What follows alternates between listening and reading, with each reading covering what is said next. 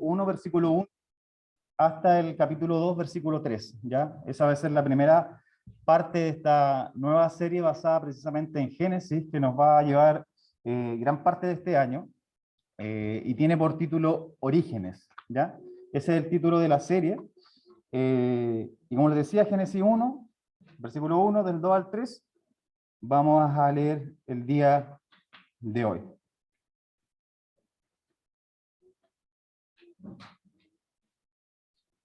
¿Lo tiene ahí, no es cierto? No es muy difícil buscar Génesis, el primer libro de la Biblia, así que abrir un par de hojas, ¿no es cierto?, y poder leer. Dice de la siguiente forma: Dios en el principio creó los cielos y la tierra. La tierra estaba desordenada y vacía, las tinieblas cubrían la faz del abismo, y el Espíritu de Dios se movía sobre la superficie de las aguas. Y dijo Dios, que haya luz, y hubo luz. Y vio Dios que la luz era buena, y separó Dios la luz de las tinieblas. A la luz Dios la llamó día, y a las tinieblas las llamó noche. Cayó la tarde y llegó la mañana, ese fue el día primero. Luego dijo Dios, que haya algo firme en medio de las aguas, para que separe unas aguas de las otras. Y Dios hizo una bóveda, y parte de las aguas quedaron arriba de la bóveda, y parte de las aguas quedaron abajo. Y así fue. Dios llamó cielos a la bóveda, cayó la tarde y llegó la mañana, ese fue el día segundo. Versículo 9. También dijo Dios que se junten en un solo lugar las aguas que están debajo de los cielos y que se descubra lo seco, y así fue. A lo seco Dios lo llamó tierra, y al conjunto de las aguas lo llamó mares, y vio Dios que era bueno. Después dijo Dios que produzca la tierra hierba verde, hierba que dé semilla, y árboles frutales sobre la tierra, que den fruto según su género y cuya semilla esté en ellos. Y así fue. Y así la tierra produjo hierba verde, hierba que da semilla según su naturaleza, y árboles que dan frutos según su género, y cuya semilla está en ellos, y vio Dios que era bueno. Cayó la tarde y llegó la mañana, ese fue el día tercero. Luego dijo Dios, que haya lumbreras en la bóveda celeste para que separen el día de la noche y sirvan de señales para las estaciones, los días y los años, que sirvan de lumbreras en la bóveda celeste y que alumbren sobre la tierra, y así fue. Y Dios hizo las dos grandes lumbreras, el sol para ser el rey del día y la luna para ser la reina de la noche. Además hizo las estrellas y las puso Dios en la bóveda celeste para que alumbraran sobre la tierra, para que reinaran en el día y en la noche, y para que separaran la luz de las tinieblas, y vio Dios que era bueno. Cayó la tarde y llegó la mañana, ese fue el día cuarto. Y Dios dijo que produzcan las aguas seres vivos y aves que vuelen sobre la tierra por la bóveda celeste. Dios creó entonces los grandes monstruos marinos y todo ser vivo que repta, que las aguas produjeron según su género, y todo animal alado según su especie, y vio Dios que era bueno. Y Dios los bendijo con estas palabras: reproduzcanse, multiplíquense, llenen las aguas de los mares, que se multipliquen las aves en la tierra. Cayó la tarde y llegó la mañana, ese fue el día quinto. Luego dijo Dios que produzca la tierra seres vivos según su género, y bestias, serpientes y animales terrestres y según su especie, y así fue. Y Dios hizo animales terrestres según su género y ganado según su género, y todo animal que repta sobre la tierra según su especie, y vio Dios que era bueno. Versículo 26.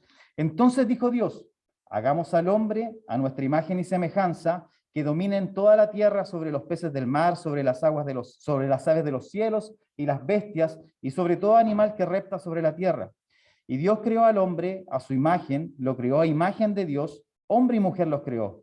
Los bendijo Dios con estas palabras: reproduzcanse, multiplíquense y llenen la tierra, domínenla, sean los señores de los peces del mar, de las aves de los cielos y de todos los seres que reptan sobre la tierra. Y dijo Dios, miren, les he dado toda planta que da semilla y que está sobre toda la tierra, y todo árbol que da fruto y semilla. Ellos les servirán de alimento para todas las bestias, para toda bestia de la tierra, y para todas las aves de los cielos, y para todo lo que repta sobre la tierra y que tiene vida. Toda planta verde les servirá de alimento. Y así fue. Y vio Dios que todo lo que había hecho, todo ello era bueno en gran manera. Cayó la tarde y llegó la mañana, ese fue el día sexto. Capítulo 2. Así fueron terminados los cielos y la tierra y todo lo que existe. Dios terminó en el día séptimo la obra que hizo, y en ese día reposó de toda su obra. Y Dios bendijo el día séptimo y lo santificó, porque en ese día reposó de toda su obra. Tengamos un tiempo de oración.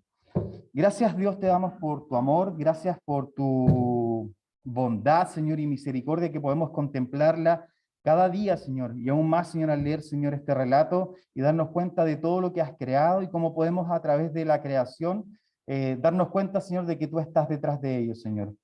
Te damos gracias esta mañana porque podemos, Señor, reunirnos en torno a tu palabra. Yo te pido que seas tú dirigiéndome, Señor, que sea tu Espíritu Santo ministrando nuestras vidas, Señor, que nuestros corazones, Señor, puedan atender, Señor, al llamado que tú nos haces a través de tu palabra, Señor, y que por sobre todo, Señor, ella sea expuesta con fidelidad, Señor. Te doy gracias por este tiempo que nos permites compartir como comunidad, Señor, en torno a la lectura y en torno, Señor, a la enseñanza de la palabra. Te doy gracias por esto, Señor, y te pido, Señor, tu dirección. Todo esto a través de Jesús. Amén. Amén. Bien, como les decía, y como comenzamos esta nueva serie hoy día basada precisamente en el primer libro de la Biblia, llamado Génesis, ¿ya? Obviamente este nombre no es, digamos, el original, ¿ya? El Génesis toma este nombre que en sí que significa fuente o origen, y lo toma de la traducción griega del Antiguo Testamento, ¿ya? Porque la traducción, entre comillas, original, que viene del hebreo, el título del libro en sí es en el principio, ¿ya? Comúnmente todo el Pentateuco lo que hace para nombrar los distintos libros es tomar las primeras palabras de cada uno de los primeros capítulos, ¿ya? Y como Génesis comienza, ¿no es cierto?, diciendo en el principio Dios creó los cielos y la tierra, el libro se llama En el principio, ¿ya? Que en hebreo vendría siendo como Bereshit. Entonces, este libro que está relatando precisamente lo que leíamos hoy día como este inicio del mundo, como este inicio del universo, del cosmos, uno se podría preguntar qué relevancia tiene en el día de hoy, ¿ya? De hecho, lo veníamos conversando con el Seba y varios autores concuerdan que es un desafío poder predicar y enseñar Génesis 1, porque pareciese que no tuviese relevancia, ¿ya? Pareciese que Génesis 1 y en realidad gran parte del Génesis quedara solamente relegado a enseñanzas de escuela dominical para nuestros hijos. Y un poco le perdemos a lo mejor la importancia necesaria precisamente para nuestra fe, ¿ya? A modo del contexto, para que entendamos cómo se desarrolla el libro y ver, ¿no es cierto?, a quiénes estaba dirigido en primera instancia este libro para poder entender por qué se está desarrollando esta historia, ¿no es cierto?, o por qué se está desarrollando este relato de la creación. Hay que entender que el segundo libro de la Biblia, ¿cuál es? ¿Los niños se acuerdan que cuando estuvieron? ¿Cuál es el segundo libro de la Biblia? Éxodo, muy bien. El segundo libro de la Biblia, Éxodo, nos va a relatar y nos comienza a contar cómo varias de las familias descendientes de Abraham, básicamente Abraham, Isaac y Jacob, llegaron a Egipto, todo debido, ¿no es cierto?, a esta especie de hambruna que hubo donde ellos vivían, y de acuerdo a la forma providencial que Dios actuó, y de la mano precisamente de José, uno de los hijos de Jacob, llegan a Egipto a vivir, ¿ya? ¿No es cierto?, a vivir y a desarrollarse como nación en medio de este lugar o de este país llamado Egipto, ¿ya? A medida que desarrolla la historia, y en realidad en los primeros versículos nos dice que surgió un rey que no conoció a José, por lo cual este pueblo que había crecido y que se había establecido en Egipto fue fuertemente esclavizado. Éxodo 1:11 va a decir: entonces los egipcios pusieron sobre los israelitas a comisarios de tributos para que afligieran con sus trabajos, y así los israelitas construyeron para el faraón Pitón y Ramsés, que eran ciudades de almacenaje. Ya básicamente la reflexión de este nuevo rey que venía ascendiendo al poder en Egipto era: estos tipos han crecido mucho, se han convertido en un pueblo, ¿no es cierto?, numeroso, y no vaya a ser que entremos en guerra y ellos se vuelvan en contra de nosotros, y por lo tanto, ¿no es cierto?, entre comillas, desde dentro nos empiecen a atacar y se conviertan en nuestros enemigos. Entonces, en base a esta reflexión, lo que hace este nuevo rey es ponerle mayor tributo, ponerle más carga de trabajo al pueblo de Israel, ¿ya?, y hacerlos trabajar precisamente para ellos. Ahora, 400 años, usted se preguntará qué tiene que ver esto con Génesis, pero para allá voy. 400 años tuvieron que pasar para que el pueblo fuera liberado de la esclavitud egipcia. Y los eventos de liberación que nosotros conocemos, que se relatan en el Éxodo, y cómo la mano de Dios logra precisamente doblar la mano del faraón, nos va a dar, ¿no es cierto?, a entender cómo este Dios poderoso empieza a actuar precisamente en su pueblo. El pueblo emprende un viaje a la tierra prometida, y una tierra prometida, y que lo vamos a ver a lo mejor en el desarrollo de precisamente el tema de esta nueva serie basada en Génesis, una tierra prometida a Abraham, muchos años antes, habían pasado 400 años en Egipto, más todos los años que habían vivido los antepasados de Abraham, entonces por lo tanto había pasado mucho tiempo que se le había prometido esta tierra. Y este pueblo escucha a Moisés, que los invita, ¿no es cierto?, a rendirse ante este Dios que Moisés le estaba hablando, y que trae esta promesa que a lo mejor ellos habían escuchado durante mucho tiempo a través de sus abuelos, padres, tatarabuelos, etcétera, y habían escuchado acerca de esta tierra prometida, y cómo ellos iban a disfrutar de las bendiciones que Dios les había prometido para ellos. Ahora, de acuerdo a lo que leímos en Éxodo, había un miedo constante a lo desconocido, ¿ya?, en el pueblo. No fueron pocas veces en las veces en que el pueblo se rebeló en contra de sus líderes, indicando gran parte del trayecto en el desierto, después que fueron liberados, gran parte del trayecto, muchas veces el pueblo le dijo a Moisés, ojalá estuviésemos en Egipto, porque estábamos mejor allá. Entonces había este miedo a lo desconocido, a tratar, ¿no es cierto?, de escuchar de un Dios que ellos habían escuchado solamente de manera oral, no habían visto milagros, no habían visto nada, sino que simplemente habían pasado 400 años de esclavitud en el pueblo de Egipto, y por lo tanto, ¿no es cierto?, ellos solamente habían escuchado de oídas.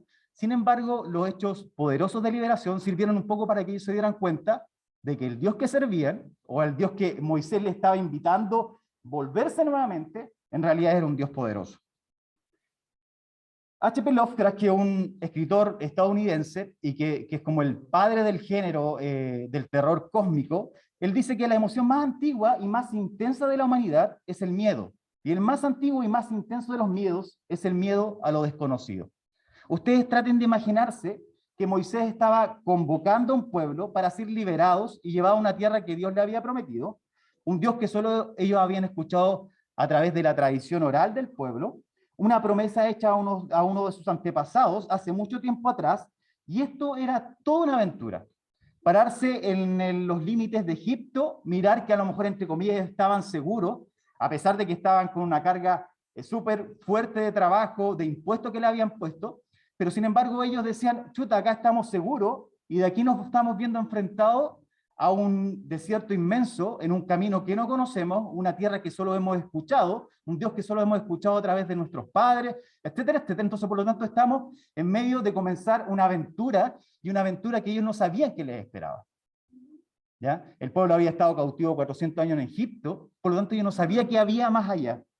Era toda una aventura pararse en las afueras de Egipto, dejar la seguridad que tenían, una seguridad obviamente entre comillas y a medias, debido a la fuerte carga de trabajo impuesta, y embarcarse en esta aventura. Si bien los hechos portentosos de Dios en la liberación del pueblo, que son las 10 plagas, habían servido como garantía que este Dios del cual Moisés les hablaba, era mayor que todos los dioses que ellos habían conocido en Egipto, y de los cuales habían escuchado durante mucho tiempo en medio de este cautiverio que habían vivido, el miedo seguía presente, y las ganas de volver nuevamente a este país, donde eran esclavos, surgió varias veces en el camino del desierto.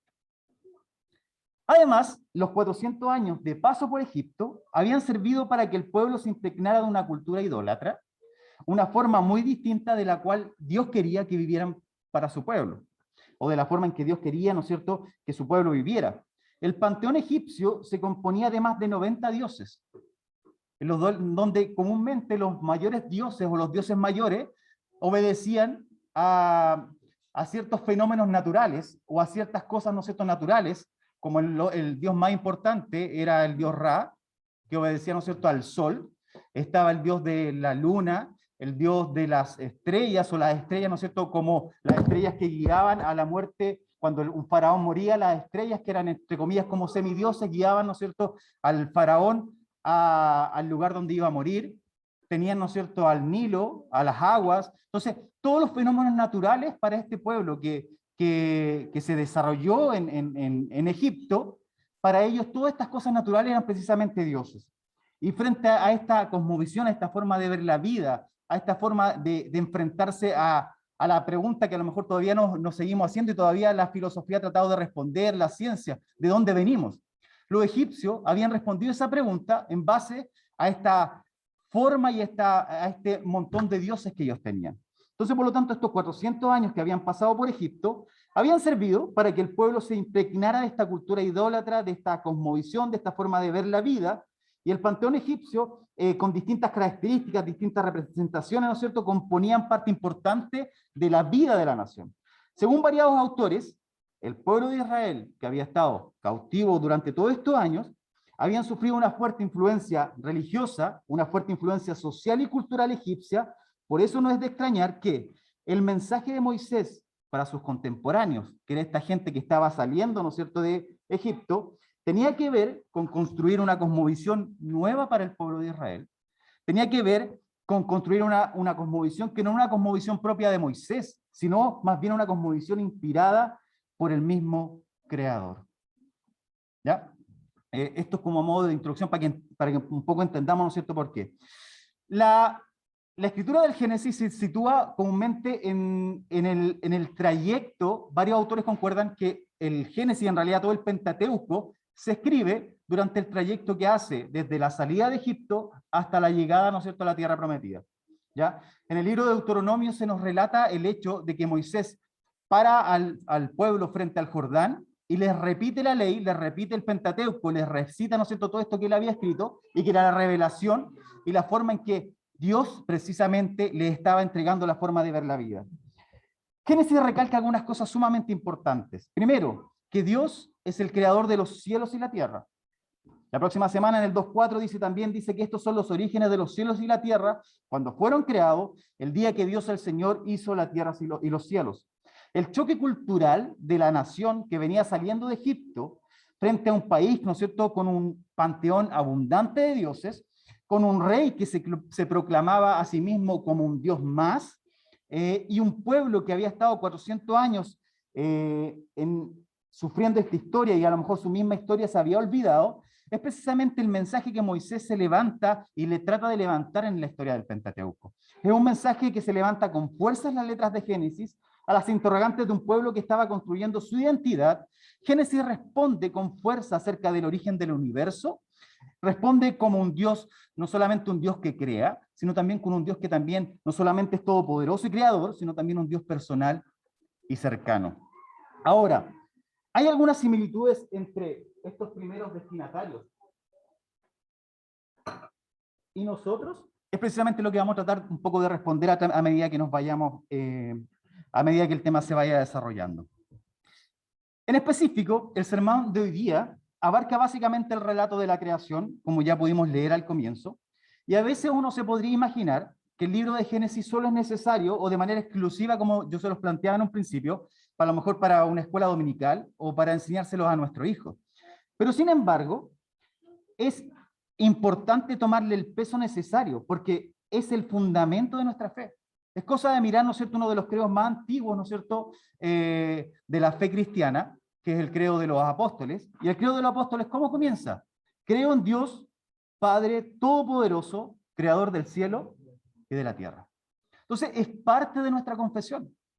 No solamente, ¿no es cierto?, un hecho que tenga que ser enseñado a nuestro hijo y que ya es importante y que debe ser así, sino que es parte fundamental precisamente de nuestra fe. Esta pequeña frase que da a inicio a una de las declaraciones y credos más antiguos de la fe cristiana está basada precisamente en el relato que leímos en un principio, en este relato que acabamos de leer.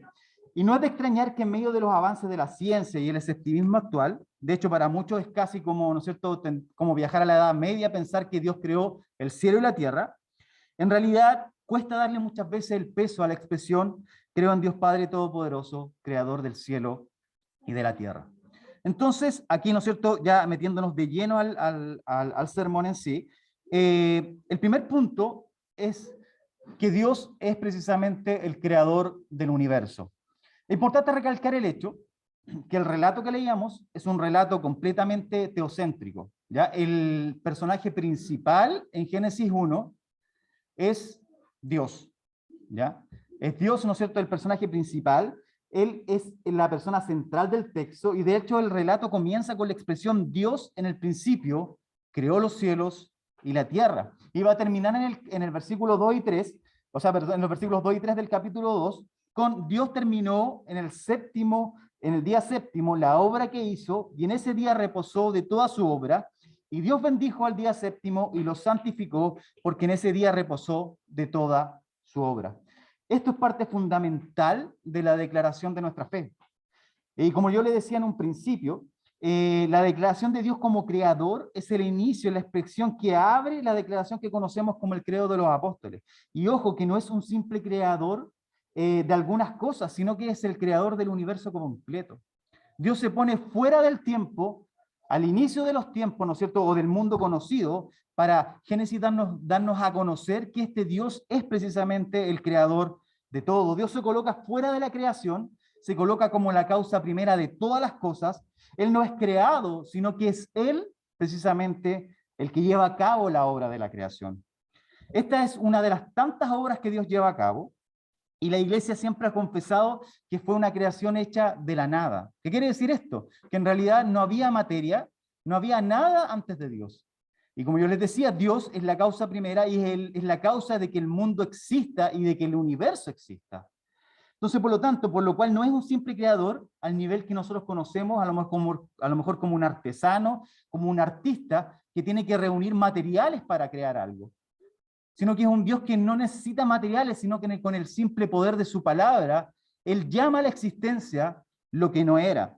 El autor de Hebreos, en Hebreos 11:3, va a decir lo siguiente, dice: por la fe entendemos que Dios creó el universo por medio de su palabra, de modo que lo que ahora vemos fue hecho de lo que no se veía. Entonces Dios se pone fuera del tiempo, se pone fuera de toda la materia, y Génesis nos relata el hecho de que en realidad en el principio fue Él el que creó los cielos y la tierra. El término que se ocupa para crear, que es bará en hebreo, es ocupado mayormente en el Antiguo Testamento para las obras de Dios, por lo cual solo Él podría llamar a la existencia lo que no era. En el principio solo estaba Dios y nada más que Él. Él es el eterno Dios que existe fuera del tiempo, al inicio de los tiempos, por lo cual se produce una separación automáticamente, y es el hecho de que Dios no creó al universo de sí mismo, sino que lo creó precisamente desde la nada. Comenzó a crear mediante el poder de su palabra, llamando a la existencia lo que no era, por lo cual el universo en sí no es divino, Dios es distinto a su creación, y Dios es totalmente otro, distinto al cosmos y al universo que conocemos.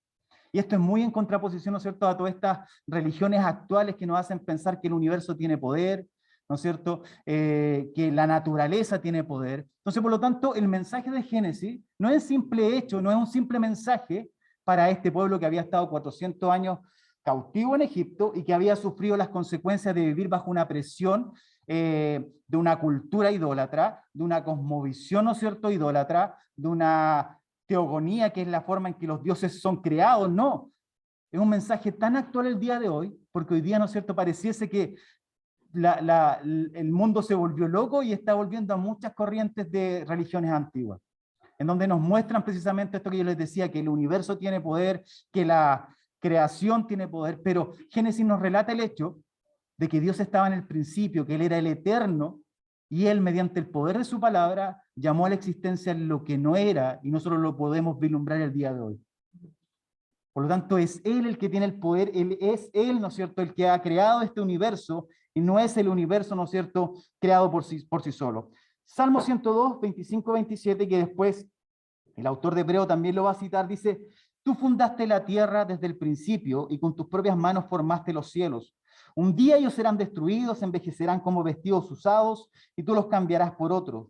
Pero tú permanecerás, tú seguirás siendo el mismo y tus años nunca tendrán fin. Porque Dios está totalmente lejano, ¿no es cierto? Es como diría, no me acuerdo si es Pink, el que habla acerca de esta otredad de Dios. Dios es totalmente otro, fuera de su creación. No tiene comparación. Ahora, por misericordia, nos comparte precisamente ciertos atributos de Él, pero Él se guarda ciertos atributos que no los comunica. Y Él es totalmente distinto a nosotros. El texto bíblico se posiciona firmemente en contra de la cosmovisión antigua vital. Los israelitas no tenían que dar origen a otros dioses y no identificaban a la divinidad con los elementos primordiales o los fenómenos naturales.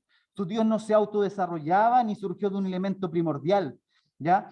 por lo tanto, no había lugar para una teogonía o un relato acerca de cómo los dioses son formados, ni aparece ningún elemento acerca de esta creación de los dioses en el relato, ¿no es cierto?, en el relato creacional bíblico, sino que el relato creacional bíblico de Génesis 1 nos pone en el contexto de que Dios creó todas las cosas. Y aquí hay un choque de cosmovisiones, hay choque de formas de ver la vida.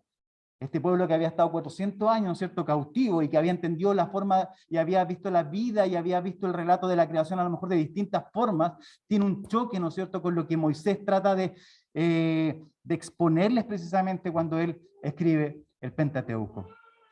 Los versículos del capítulo 1, del versículo 1 al 26, van a describir de manera detallada cómo el mundo comienza a tomar forma, y todo debido a la palabra de Dios. Cito nuevamente Hebreos 11:3. Por la fe entendemos que Dios creó el universo por medio de su palabra, de modo que lo que ahora vemos fue hecho de lo que no se veía.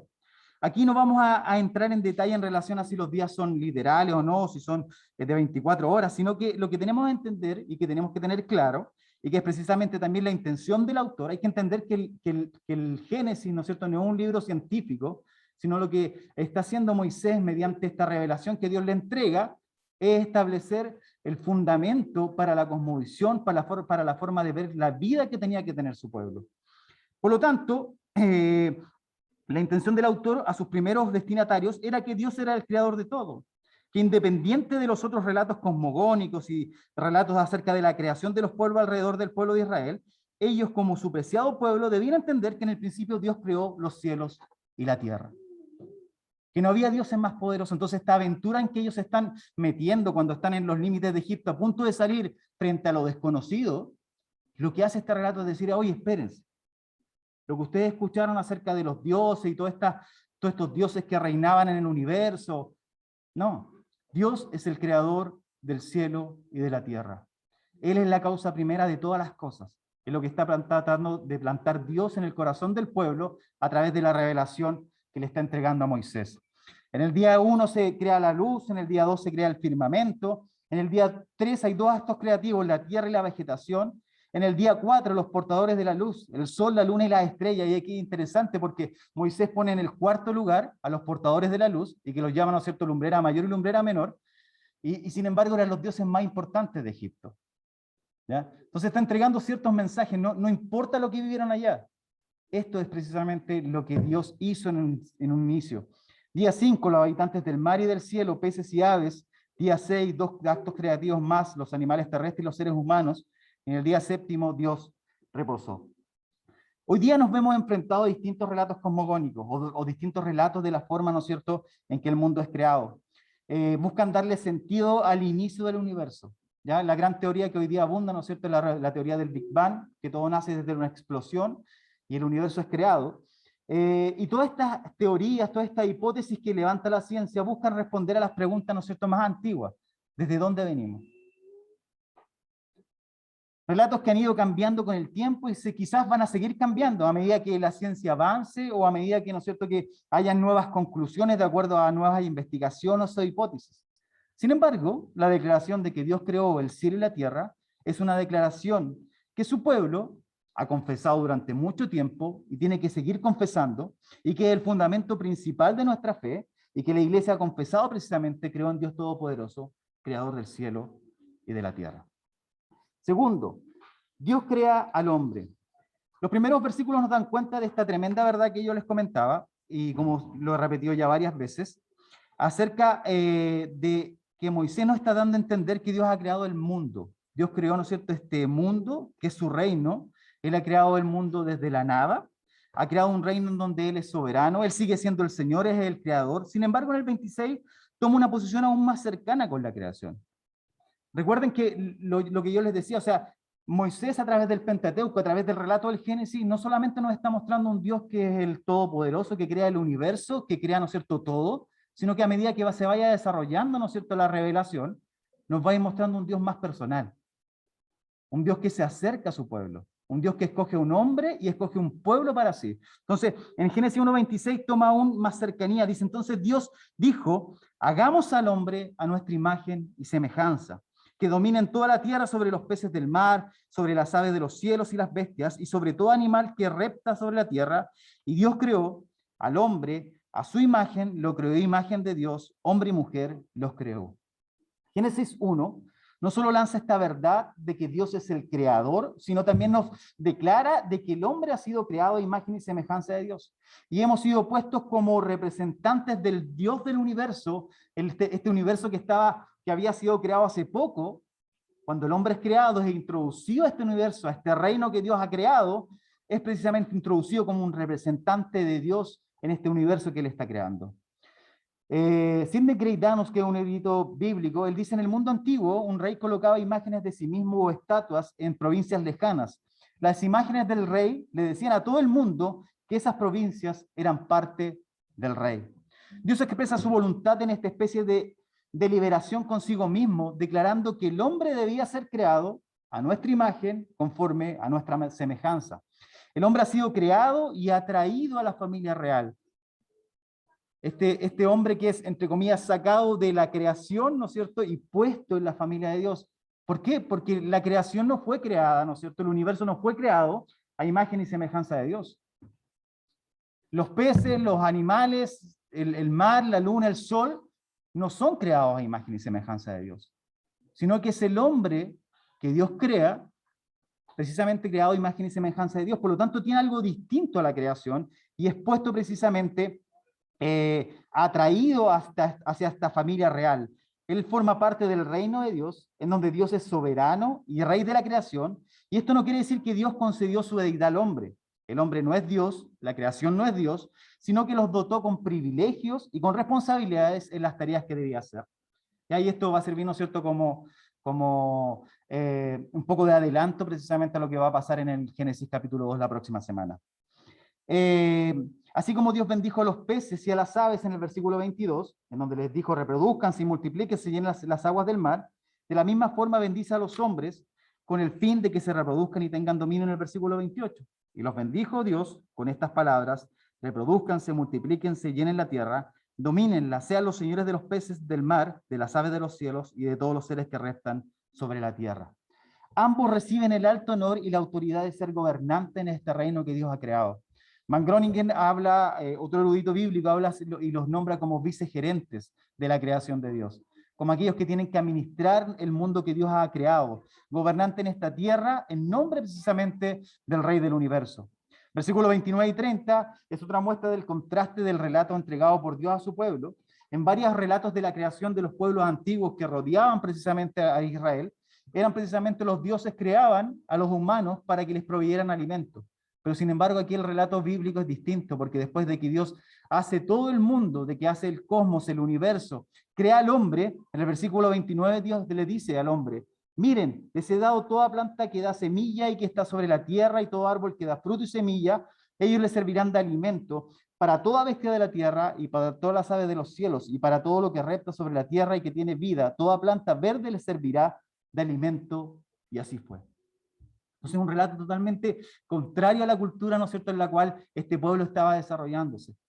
No eran los dioses que habían creado los hombres para que los provieran de alimentos, sino que es un Dios que es todopoderoso, que crea el cielo y la tierra, que crea el universo completo, el que no solamente se acerca para crear al hombre, sino que también le provee de alimento para que se desarrolle. Por fin, cuando ya todo estaba en orden y todo esto en contraposición con el vacío de los primeros versículos, este Rey del universo, Dios contempla y juzga su creación.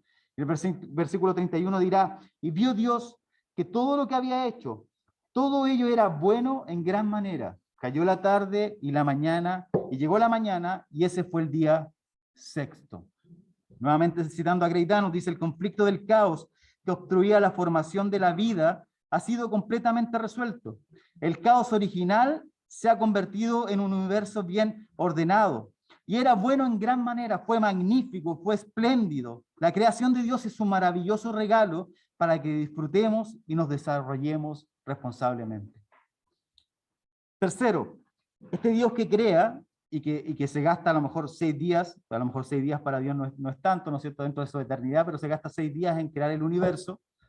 En el séptimo descansa. El relato continúa en el capítulo 2, versículos 1 al 3, y da por cerrada esta sección del relato de la creación. Después del versículo 31 del capítulo anterior, y terminando el relato en sí de la creación, y entendiendo que la maravillosa obra que Dios había creado era buena en gran manera, el autor nos va a indicar que la obra ha acabado.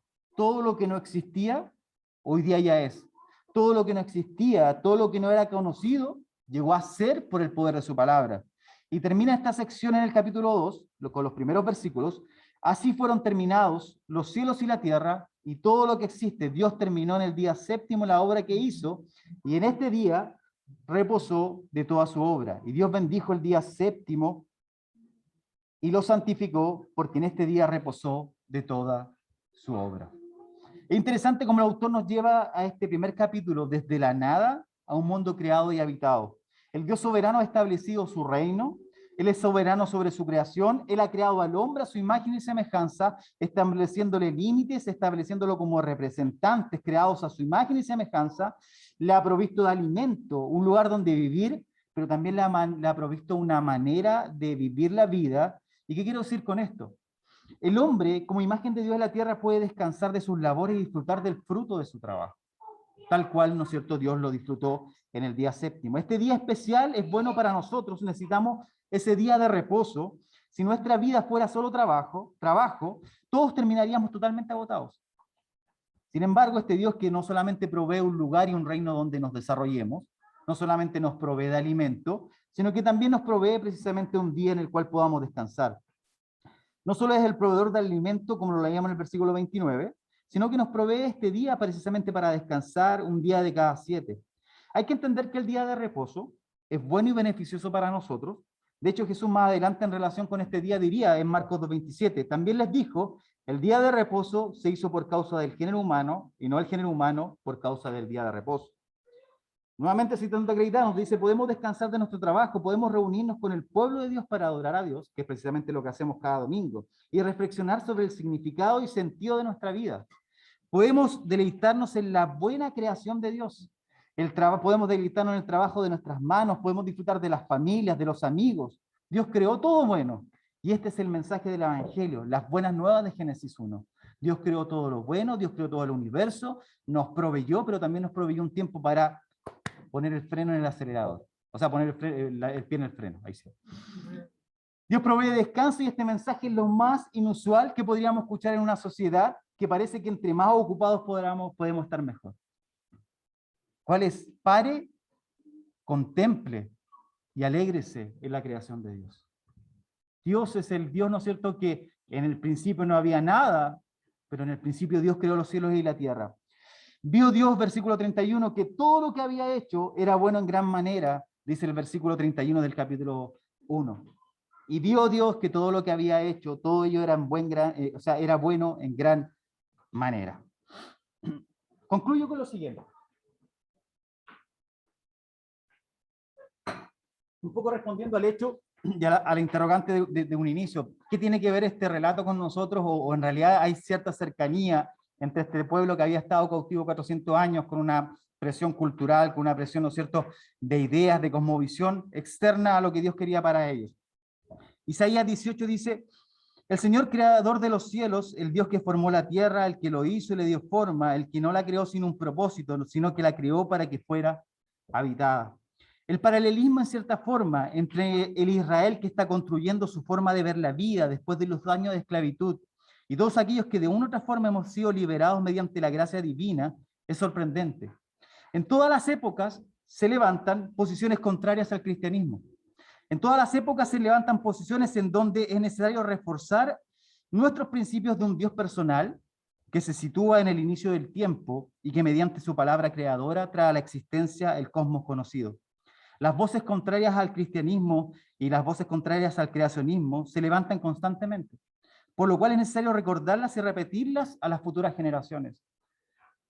Leíamos, ¿no es cierto?, ahí en Proverbios acerca, ¿no es cierto?, y Vladia se hace acerca de la reflexión que en realidad la responsabilidad frente a nuestros hijos de enseñarles estas cosas es precisamente de nosotros como padres, no es responsabilidad de la iglesia. Eso nos juega como ayuda, pero nosotros como padres, nosotros somos responsables de lo que le enseñamos a nuestro hijo. Y el credo del apóstol es parte, creó en Dios Todopoderoso, creador del cielo y de la tierra. Moisés le diría, ¿no es cierto?, a esta nación que se está creando y que está construyendo esta forma de ver la vida, le dice, ¿qué otra nación hay tan grande como la nuestra? En Deuteronomio 4:7. ¿Qué nación tiene dioses tan cerca de ella como lo está nosotros el Señor nuestro Dios cada vez que lo invocamos? ¿Y qué nación hay tan grande que tenga normas y preceptos tan justos como toda esta ley que hoy les expongo? Pero tengan cuidado, presten atención y no olviden las cosas que han visto sus ojos, ni las aparten de su corazón mientras vivan. Cuéntensela a sus hijos, cuéntensela a sus nietos. El mensaje sigue siendo el mismo de antes, porque Dios sigue siendo el mismo. Dios no ha cambiado, Dios no ha mutado, por lo tanto el Dios poderoso que creó el universo, que creó el cielo y la tierra, sigue siendo el mismo Dios. El mensaje sigue siendo el mismo de antes, porque Dios sigue siendo el mismo. Las voces y los perseguidores del cristianismo cambian de traje, pero siguen dando las mismas respuestas erróneas a las preguntas constantes de la humanidad. ¿De dónde venimos? ¿Hacia dónde vamos? ¿Qué debemos hacer? Constantemente se acusa al cristianismo de buscar en la Biblia estas respuestas, hecho que para muchos les suena un poco retrógrado, pero no ven que ellos mismos están tratando de responder las mismas interrogantes y entregando respuestas desde la filosofía, desde la evolución, desde el ateísmo, etc. Ellos han construido una sociedad llena de ídolos, hombres religiosos queriendo parecernos religiosos. Han levantado un sinnúmero de dioses tal cual panteón egipcio. Y muchas veces nosotros sucumbimos precisamente a la presión social, sucumbimos a la presión de otras cosmovisiones. En esta época de escepticismo, pero a la vez de un mundo lleno de religión, es que el mensaje de la Biblia, y específicamente el mensaje de Génesis 1, del Dios creador, que crea desde la nada, del Dios sustentador, que provee para su creación, este Dios que irrumpe en la historia, un Dios que se acerca a los hombres, es este mensaje que se hace imprescindible para aquellos que buscamos responder de manera honesta a las preguntas básicas que muchas veces nos podemos hacer en la vida. Génesis 1 tiene más importancia de lo que a lo mejor podemos percibir. Le invito a que tengamos un tiempo de oración.